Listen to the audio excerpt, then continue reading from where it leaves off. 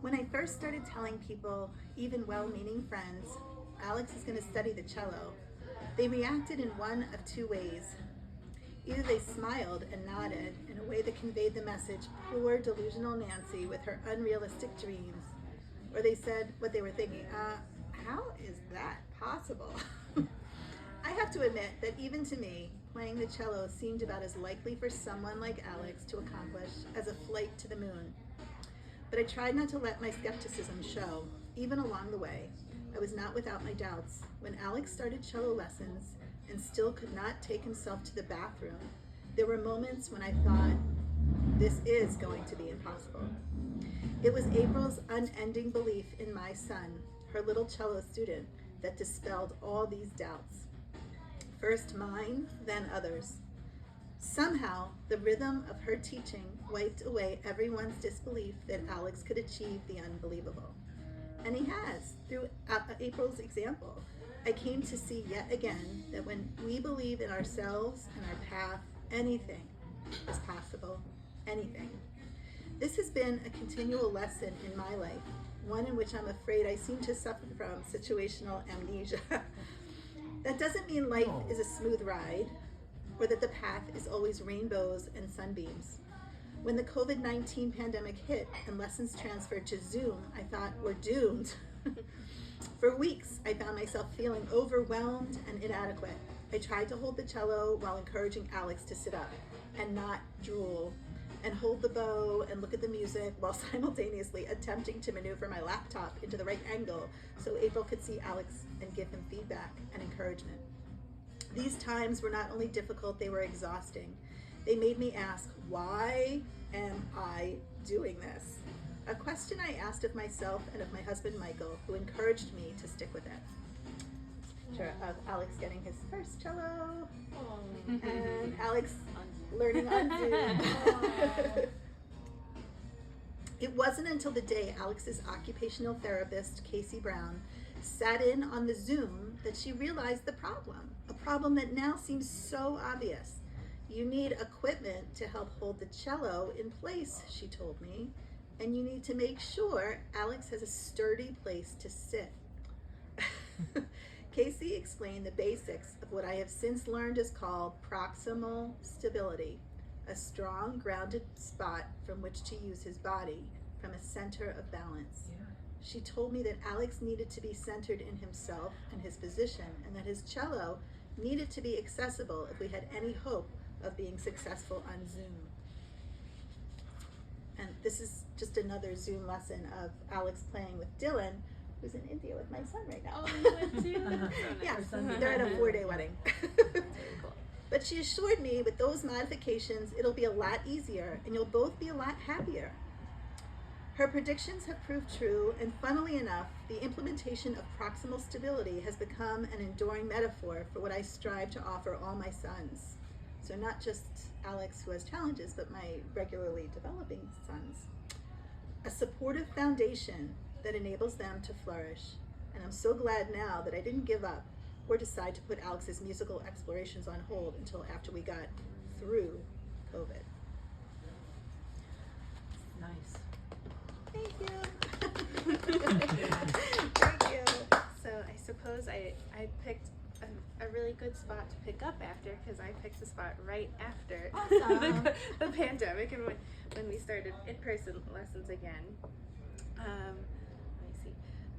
Actually, maybe I'll start one paragraph before, so that way it's a Whatever you right before the pandemic hit, Nancy had been attending Alex's lessons, so that kicked off our transition from emailing my reflective observations from his videoed lessons to pointing them out in the moment. I think it is important for both Nancy and Alex to hear my live and specific feedback and praise, so in a way it becomes more immediate mode of feedback and communication.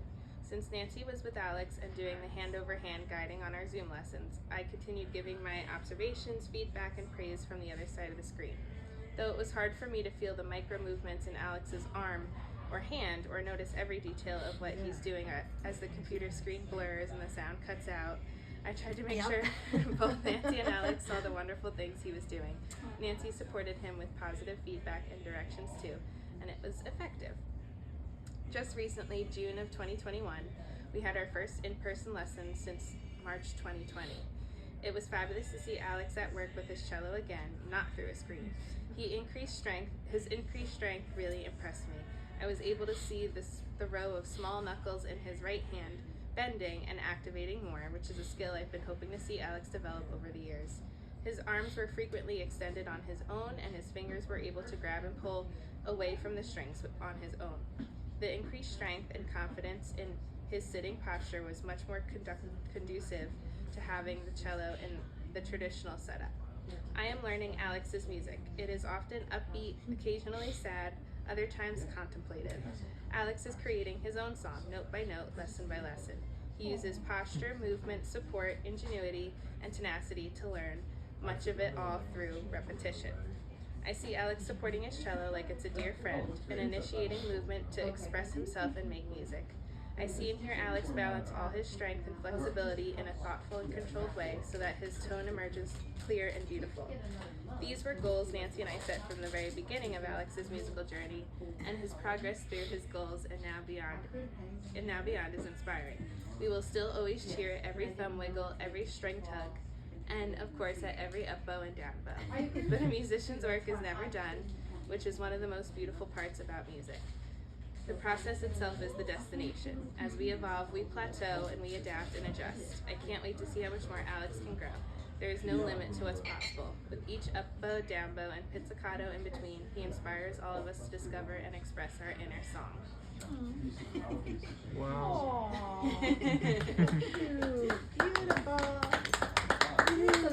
And you know, I do see him even when he doesn't have the cello, trying to do the things that you can do. Like his fingers. It's kind of cool. It is really neat. So you're learning how to play too. Yeah, he's Well, actually he's he's better now than I am. I mean, he actually, when we did a duet the other day, I don't remember what song it was. Do you remember? I think we were doing our sleigh ride in the sleigh ride. Was that? It was like composer. It was Leroy Anderson. Yeah, he was more on target than I was. So you have a cello that you're playing with? Yeah, when my first son was born, Josh, the one in India right now, he, my husband, as a gift for, I guess, having my baby, he got me a cello because I'd always wanted to play. So I started to play, and I actually performed with the Downingtown Middle School. Like I was trying to learn and perform at the Griffin. Actually, it was a Cure song. The Cure. Do you know the Cure? Yeah. Oh yeah. It was called Treasure. Oh, cool. Oh, nice. I loved it, and then then I got I had 3 boys and kind of collected Life steps in. Yeah. Do you play an instrument? No. No. How about you? Do you? I played piano. She could play a few chords. Well, the problem that I had was, and it's a detriment, and everybody said I would make a really good lounge piano player because I can play anything anyone asks me. Oh, that's great. But I play by ear. Oh, wow. And when I had to start with lessons, the discipline of I just was not able to pick up on the music reading part of it, and I was playing so much better than those little basic things. And well, he'll tell you, you've heard me play. It's She weird. plays by You wouldn't ear. know that Wow. So but- you could be a conductor too. I don't know. But I always loved it. That's And I went amazing. to Catholic school. I actually was born and raised in Philadelphia. I went to St. Hubert's. And Where is that? Is that near Chelsea? It's in Mayfair, in Okay. Northeast Philadelphia. I grew up in Northeast Philadelphia. Do you know where the Cruise Town Shopping Center Yeah, is? yeah. This So was just more near around the corner. Frankfurt and Cotton That's cool. Avenue, Oh down there. Oh. And I really, I always wanted to do it. And the thing about when I went to St. Hubert's, the orchestra was comprised of people who had music lessons. They didn't give music in school. So anybody who plays the violin or anybody who Wow. plays the trumpet, we're going to have this band or this orchestra. And I was on the piano and I was very shy, which I'm not now anymore. And I made the nun put the piano in the back, and I would know what the song was, and they were pretty basic. And at the time, there were records. That's so cool. So I knew I couldn't read music, and I didn't want her to know. So I would get the record for the song we were playing, and I would learn to play it. Oh my gosh. In the key, and That's I amazing. faked my way all through high school with that. That's amazing. Well, but it is